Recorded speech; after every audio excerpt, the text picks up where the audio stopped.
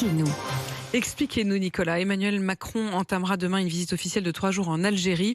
L'objectif, c'est de poursuivre le travail d'apaisement entre les deux pays. Oui, ça veut dire que le but de cette visite, c'est d'avancer sur le chemin de la réconciliation entre la France et l'Algérie. L'impossible réconciliation jusqu'à présent.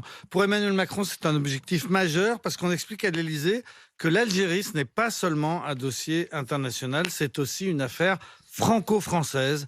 Apaiser les tensions avec l'Algérie, c'est aussi apaiser les tensions en France entre les Français d'origine algérienne, les descendants des Pieds-Noirs ou des Harkis. Cette politique d'apaisement, elle n'a pas de grand succès pour le moment. Non, c'est peu de le dire. Tout avait très mal commencé puisque avant même son élection, pendant la campagne de 2017, Emmanuel Macron s'était rendu à Alger et il avait parlé de la colonisation française comme d'un crime contre l'humanité et d'un acte de barbarie. Et puis quelques jours après, à Toulon, il avait rectifié le tir en s'adressant aux Pieds-Noirs en leur disant « Je vous ai compris », célèbre phrase du général de Gaulle aux Français d'Algérie, mais souvenir amer pour les Pieds-Noirs puisque de Gaulle les avait ensuite abandonnés. Bref, en deux déclarations totalement contradictoires, Emmanuel Macron, dès le départ, avait semé la confusion et il avait réussi à se fâcher avec tout le monde. Une forme de « et en même temps » donc. Mais depuis, Emmanuel Macron a multiplié les gestes. Et la liste est vraiment très longue, je ne vais pas vous la faire entière, mais Emmanuel Macron, on le sait, a reconnu au nom de la République française que le jeune mathématicien communiste Maurice Audin a bien été torturé à mort par l'Algérie française. Il a reconnu que l'avocat nationaliste algérien Ali Boudjedel a bien été torturé et assassiné par des soldats français. La France a renvoyé en Algérie de façon très spectaculaire les restes de 24 résistants algériens du 19e siècle qui avaient été arrêtés, décapités et dont les crânes étaient conservés au Musée de l'Homme à Paris. Emmanuel Macron a aussi fait déposer une gerbe sur la tombe de manifestants algériens qui avaient été tués par la police à Paris en 62. Enfin et surtout, on s'en souvient, Emmanuel Macron a initié le rapport de Benjamin Stora, l'historien qui a fait un énorme travail et proposé une série de mesures de reconnaissance et de réparation des fautes. Sauf que les autorités algériennes jugent que ces gestes d'apaisement ne sont pas suffisants. Oui, notamment parce qu'Emmanuel Macron n'a jamais voulu s'excuser auprès des Algériens.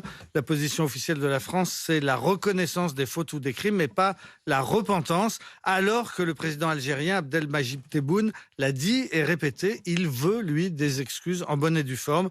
Il estime que les crimes hideux, je cite, les crimes hideux commis par la France ne sont ni prescrits ni pardonnables. Et lorsque, par exemple, la France a commémoré en mars dernier les 60 ans de la fin de la guerre, eh bien, l'ambassadeur algérien à Paris a bien sûr été convoqué à l'Élysée, mais il n'a pas jugé utile de se déplacer. L'intransigeance des Algériens, elle a fini par exaspérer Emmanuel Macron ? Oui, en septembre dernier, devant des jeunes Français concernés par cette question, il avait lâché que l'Algérie est un système politico-militaire qui entretient une rente mémorielle, ce qui est factuellement, il faut dire, assez exact. On pourrait même parler de mafia politico-militaire qui dirige l'Algérie depuis 60 ans. Mais la phrase du président français avait provoqué une énorme colère en Algérie. Alger avait rappelé son ambassadeur pendant 3 mois. La crise s'était ensuite aggravée avec la question des visas.